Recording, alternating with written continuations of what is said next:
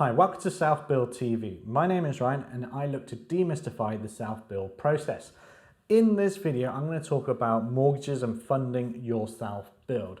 If that might be of interest to you, please watch on. Welcome to Self Build TV.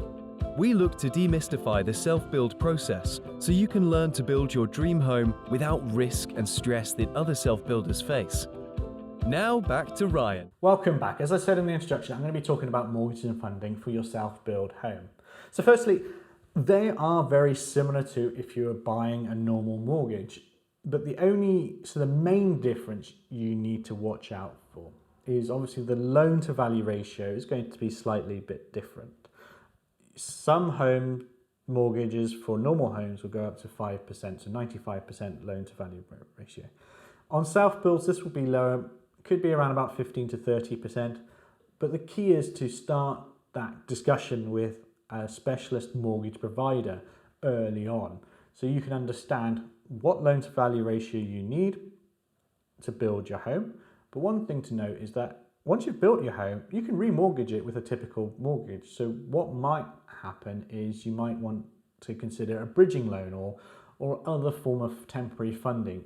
Again, you're going to have to declare that to the mortgage provider, but there are ways around doing it.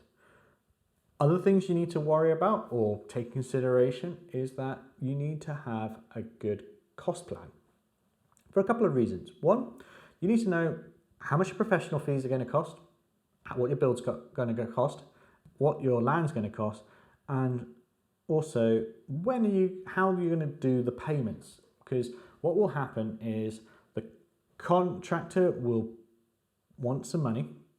You will then give them the money under the contract, but the mortgage company will only give you money when you've reached certain milestones.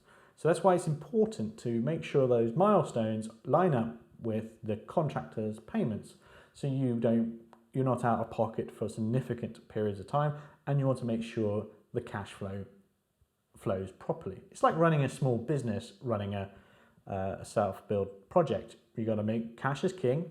You make sure that your income from your bank lines up with your liabilities. So those are the main sort of things. I would always recommend you speak to a mortgage advisor, that is in terms of go directly to specialists who can give you the finance and see what requirements that they have, because each one's different and they might mean that you can probably borrow more or borrow less than what you thought. Those were my self-build top tips for mortgages and funding.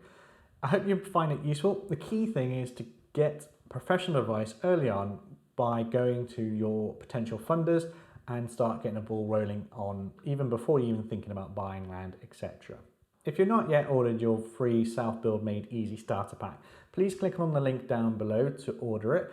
You'll also get access to a community, access to exclusive content, and also access to free professional advice.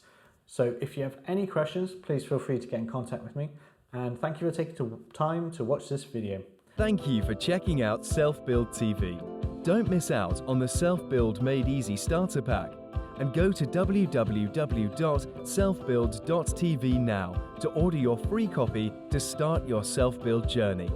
You will also get access to a community, exclusive content, and free expert advice. Go to selfbuild.tv now.